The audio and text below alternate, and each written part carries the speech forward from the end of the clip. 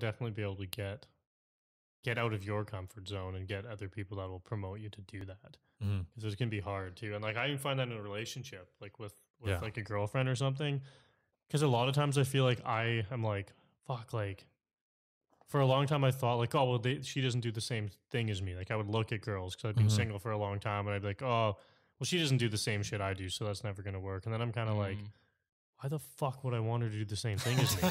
That'd be so annoying. Like, I mean, it's cool, though, but like, well, like some things that I'm like, fuck, I'm like, dating myself would be fucked. Like that would suck. like, oh, fucking, I'd piss myself off. Yeah, I was like, I don't want to date like a girl version of me. I'm like, sure, I want to do some shit together, but like, you know, I'll be like, well, they don't do this enough or they don't do that enough. And I'm like, holy fuck. I was like, I want someone who doesn't do the same shit I do because like, you want time alone too. Like you want them to go do their shit, you want to do your shit, and then the stuff that you do together is nice, but like you'll promote each other to try new things too. So I think it's like, I don't know, it keeps it exciting. Like fuck, it get boring pretty fast. For you, like I guess not to be super detailed and specific, but like when you look at like someone that like, okay, this is what would you look for in a partner?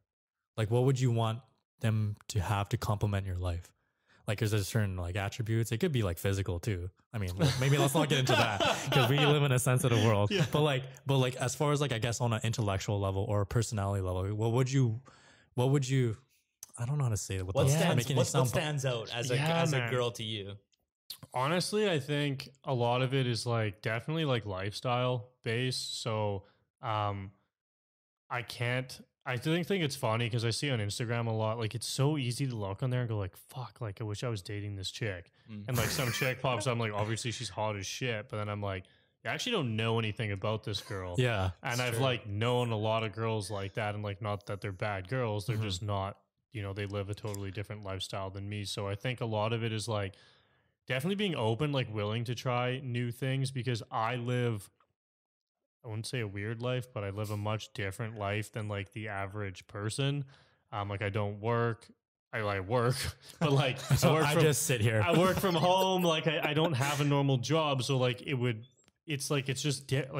spend a lot of time disciplined, I guess is what I mean by that. Is preaching like, to the choir right now, dude. You know, like I get up early. I usually like earlier this year I was training long distance stuff. We did a half Ironman in the summer. So like I was training for like 3 hours a day. And I usually get up at 5, work for 2 hours, then go to the gym. Like by the time it's 10 or 11, I'm pretty much done my day. Not done, but that's where I'm done like my discipline shit. Yeah. Then after that, I do other stuff. So like it's hard. Like I'm not the kind of guy who like wants to just lay in bed all day and do those other things. And I think, but someone who's open to that, like the way I eat insanely plain, simple, plant-based. I do like, and I'm still open with it too. Like I'll eat meat and other things. I'm not like a preachy animal vegan. I eat that way for different reasons. Yeah. So just being spokesman. Yeah. And like, well, and I don't drink. So I'm gonna do a year sober again. I've done it twice before. So good just for you, man. Could not do that. I love wine. We literally drink on our podcast. I was actually going to message you guys and say if you want to do that, like you're welcome to bring it. But I need to relax, honestly. But like, what were you saying? Like complimenting like your lifestyle with like someone that like understand. Like, I wouldn't say I'm running into that issue, but like I kind of live pretty like similar lifestyle as you. So like I don't work like 9 to 5. Like everything's very schedule based. Work my own hours, everything like that. So like when I try to, and I actually run into this issue a lot with like friends. They're just like, hey man, like are you busy like in the next like few days? I'm like, dude, I don't know. I literally I can't tell you because shit changes like every day for me. Like I could be busy this day or I could be completely free for the whole entire week. You know what I mean? And like the thing is like if I have those friends or like a significant other that like gets butthurt over that, I'm like, can't vibe with you, bro. Like, you know, it's not even more so like the fact that like I just like, I don't want to hang out with you. It's just like right now, like this point in my life, like there's certain things that I need to prioritize. One is like growing my career and what I'm doing. And I need to grow that and focus on that. Right. I don't have time, and I'm going to sound like an asshole when I say this, but I don't really care.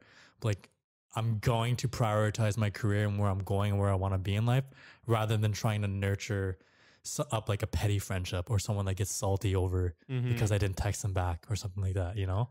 Yeah, I kind of forget about that shit that people do that. Yeah. I haven't had that in a long time. Yeah. Like, yeah, it's and I mean it just I think eventually too you'll come into friend like people.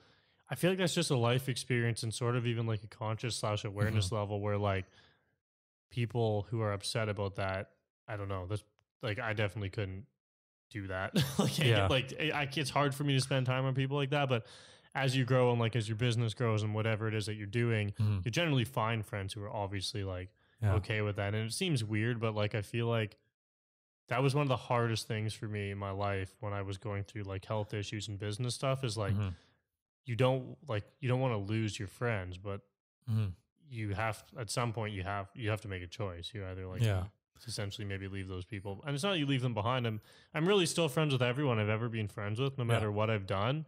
But like sometimes we don't really talk for like a year, and then sometimes you get back together, and then or maybe they evolve more, and then they reach out and like, man, like I actually totally get what you're talking about a year ago, and you reconnect. So there's a lot of stuff. That's actually something that's very similar with me and Nick. Is like we've been friends for like a long time, but like to have a friendship like for like solid like how long, like 8-10 years now.